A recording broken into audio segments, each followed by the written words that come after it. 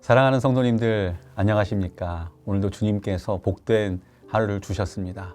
이 하루가 복된 것은 또 말씀으로 시작하는 하루이기 때문이고, 그 말씀이 또 우리를 우리가 오늘 하루를 살아가는 힘을 주시는 귀한 시간이 될 줄 믿습니다. 오늘은 저와 함께 데살로니가 후서 2장에 있는 말씀을 가지고 묵상하길 원하고요. 특별히 오늘은 13절과 15절까지의 말씀을 읽고 같이 함께 나눔을 하길 원합니다. 제가 먼저 말씀을 봉독해 드리겠습니다. 주께서 사랑하시는 형제들아, 우리가 항상 너희에 관하여 마땅히 하나님께 감사할 것은 하나님이 처음부터 너희를 택하사 성령의 거룩하게 하심과 진리를 믿음으로 구원을 받게 하심이니, 이를 위하여 우리의 복음으로 너희를 부르사 우리 주 예수 그리스도의 영광을 얻게 하려 하심이니라. 그러므로 형제들아, 굳건하게 서서 말로나 우리의 편지로 가르침을 받은 전통을 지키라. 아멘. 여러분, 오늘 읽은 13절은요, 데살로니가 교인들로 인한 바울의 감사가 담겨져 있습니다. 여기에 보면 하나님이 처음부터 너희를 택하사 성령의 거룩하게 하심과 진리를 믿음으로 구원을 얻게 하심이라고 하였습니다. 이것은 바울이 하나님께 감사하는 이유가 되는 것입니다. 즉, 하나님께서 데살로니가 교인들을 택하시고 성령의 거룩하게 하시는 역사와 함께 성도들로 진리를 믿게 하심으로 구원에 이르게 하셨다라는 것입니다. 이것은 우리의 구원이 우리의 노력으로 된 것이 아니라 전적인 하나님의 은혜로운 사역의 결과임을 우리에게 보여주고 있죠. 또한 동시에 복음에 대한 우리의 믿음은 우리가 하나님께 택함 받은 자임을 보여주는 증거가 된다라는 것을 가르쳐 주십니다. 그런데 간혹 이러한 예정론을 잘못된 방식으로 접근하는 사람들이 있습니다. 어떤 이는 이미 모든 사람의 구원이 정해져 있기 때문에 더 이상 전도할 필요가 없다라고 말합니다. 또 다른 이는 구원받을 자를 미리 정해놓은 하나님은 불공평한 하나님이다라고 생각을 합니다. 심지어 구원은 하나님의 의지보다는 인간의 의지적 선택의 결과라고 주장하는 자들도 있습니다. 그러나 성경은 우리의 구원이 분명히 선택의 결과라는 것을 여러 군데에서 강조하고 있는데요. 본문 말씀 역시 하나님이 처음부터 너희를 택하사, 그렇게 말씀해 주시면서 우리의 영원전 선택을 밝혀주고 있습니다. 어떤 사람은 구원 얻을 자로 선택 예정되었고, 혹은 선택에서 제외되어 멸망을 받을 자로 유기 예정되었다라는 것입니다. 선택은 죄인에 대한 하나님의 무한한 사랑을 보여주고, 유기는 죄인에 대한 하나님의 무한한 공의를 보여주고 있는 것입니다. 그래서 바울은 이 하나님의 선택적 사랑을 염두에 두면서 주의 사랑하시는 형제들아 하고 감격 속에서 불러주고 있는 것입니다. 그렇다면 우리가 복음이 믿어지는 것, 그것이 하나님이 우리를 선택하신 증거가 된다는 이유는 무엇일까요? 그것은 바로 믿음은 하나님의 은혜의 선물이기 때문입니다. 우리가 믿는다고 해서 우리에게서 믿음이 나는 것은 아닙니다. 그것은 하나님의 역사에 의해 우리 안에 생겨나는 것입니다. 바로 그러한 의미에서 믿음은 하나님이 우리를 택하신 증거가 되는 것입니다. 사랑하는 성도님들, 복음이 구원의 진리로 믿어지십니까? 예수께서 구주임이 믿어지십니까? 그렇다면 여러분이 하나님께 택함을 받은 하나님의 백성임을 믿어 의심하지 마시기를 바랍니다. 믿고 확신하는 일에 거하며 어떠한 일을 만나도 담대히 행하시기를 바랍니다. 비록 육체의 생명을 잃는 그런 순간이라도 영원한 생명이 보장되어 있음을 알고 기뻐하시기를 바랍니다. 제가 두 군데 말씀을 읽어드릴게요. 로마서 8장 9절입니다. 만일 너희 속에 하나님의 영이 거하시면 너희가 육신에 있지 아니하고 영에 있나니 누구든지 그리스도의 영이 없으면 그리스도의 사람이 아니라. 에베소서 2장 8절도요. 너희는 그 은혜에 의하여 믿음으로 말미암아 구원을 받았으니 이것은 너희에게서 난 것이 아니요 하나님의 선물이라. 여러분, 바울은 또 14절에서 우리의 복음으로 너희를 부르사 우리 주 예수 그리스도의 영광을 얻게 하려 하심이라 라고 했습니다. 이것은 복음을 통해 얻게 될 성도들의 궁극적인 구원의 상태가 무엇인지를 보여줍니다. 즉, 성도들은 복음을 믿을 때 장차 주님의 나라에서 그리스도의 영광에 동참하게 된다는 것입니다. 여러분, 복음은 초대장과도 같습니다.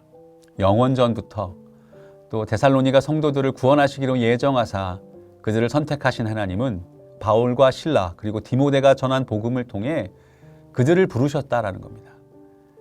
흔히 초대장 하면 반드시 좋은 일이 전제되어 있지 않습니까?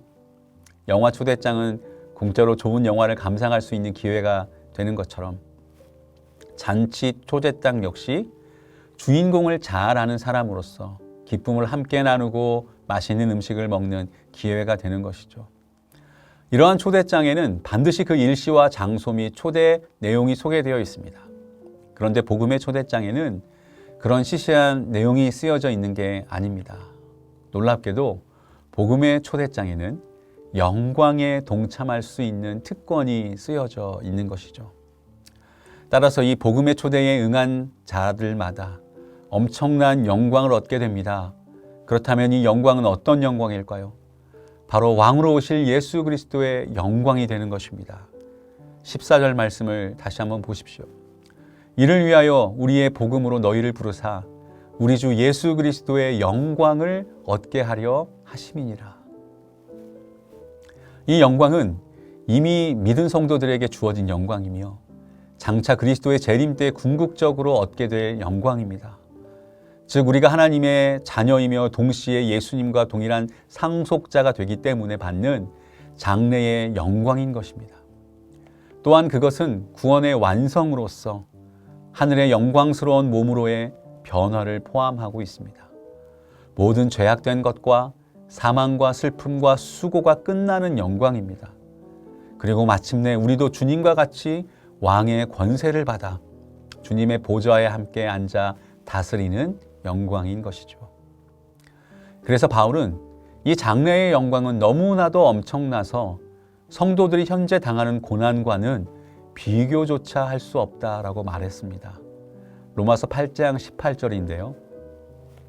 생각건대 현재의 고난은 장차 우리에게 나타날 영광과 비교할 수 없도다라고요. 올림픽 스타디움에 선수로 들어서서 승리의 결승 테이프를 바라보며 달리는 마라톤 선수가 심장이 터질 것 같고 근육이 마비될 것 같은 고통이 있음에도 견디는 이유가 무엇입니까? 조금만 참으면 그 고통과는 비교도 할 수 없는 영광의 월경관이 자기를 기다리고 있다는 것을 알기 때문입니다. 사랑하는 성도 여러분, 하나님께서는 우리 역시 데살로니가 성도들처럼 누군가를 통해 불러주신 겁니다. 이처럼 영광스러운 복음을 지닌 우리는 어떠한 삶을 살아야 하겠습니까? 그 복음 때문에 매일 감격할 수 있어야 하겠습니다. 이미 얻은 영광 때문에 나중의 영광은 더욱 엄청날 것을 바라보며 고난을 견뎌내야 하겠습니다. 또한 그리스도를 위한 고난을 당연하게 여길 수 있어야 하겠습니다. 그리고 아직도 이 영광을 발견하지 못한 수많은 사람들에게 복음의 초대장을 온 힘 다해 전하는 삶, 그런 삶을 살아야 할 줄 믿습니다. 바울은 이제 15절에 넘어와서요. 그러므로 형제들아, 굳건하게 서서 말로나 우리의 편지로 가르침을 받은 전통을 지키라 라고 했습니다. 바울의 이 말은 데살로니가 성도들 중 일부가 그릇된 재림신앙으로 규모 없는 삶을 살게 된 그 이유와 더불어 동시에 그런 미혹을 이길 수 있는 방법을 가르쳐주고 있습니다. 데살로니가 교회의 거짓 교사들은 교활하게도 자신의 거짓 교훈이 마치 바울의 교훈인 것처럼 그 출처를 속였습니다. 그들은 이처럼 성도들을 안심시킨 후 성도들을 미혹한 것입니다. 오늘날도 거짓 교사나 영적으로 잘못된 사람들은 하나님께서 자기에게 직접 말씀하셨다라고 하면서 성도들을 미혹하곤 합니다. 그들은 성경의 문자적 의미가 아닌 영적인 비밀의 말씀을 강조하기도 하고 기도 중에 음성이나 환상으로 보여주셨다라고 하면서 각종 거짓 이적을 보이면서까지 성도들을 거짓 교훈으로 이끌곤 합니다. 그러한 거짓 교훈에 미혹되는 성도들을 보면 학력이나 지식이나 상식이 부족한 것도 아닙니다. 그런데도 성도들이 거기에 미혹되는 이유가 있는데 그것이 무엇일까요? 그것은 그들이 하나님의 말씀의 교훈을 굳게 지키지 않아서 사단의 미혹을 분별할 능력을 상실했기 때문입니다.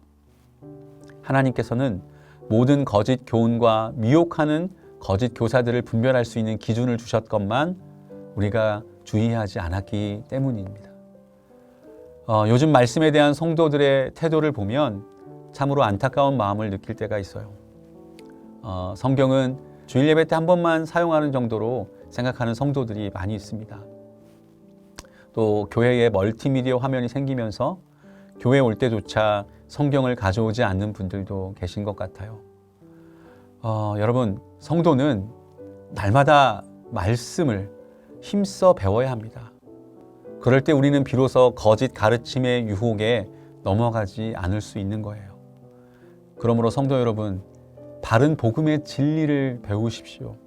그리고 그 진리를 굳게 붙잡고 지킬 수 있는 저와 여러분 되시기를 주님의 이름으로 간절히 축원합니다. 기도하겠습니다. 살아계신 하나님 아버지, 우리를 택하셔서 부르시고 하나님의 자녀 삼아 주심에 감사드립니다. 그 믿음이 우리에게서 난 것이 아니라 하나님의 선물임을 또한 감사드립니다. 그 구원의 확신 가운데 이 땅을 하루하루 살아가며 주님의 영광에 동참하게 될 그날을 소망하며 매 순간을 살아내는 저희 모두가 되게 하여 주시옵소서. 또한 하나님의 말씀을 굳게 붙들어 미혹에 넘어가지 않게 하시고 진리 안에서 안전하게 거하는 삶이 되게 하여 주시옵소서. 길과 진리와 생명 되신 예수님의 이름으로 기도드립니다. 아멘.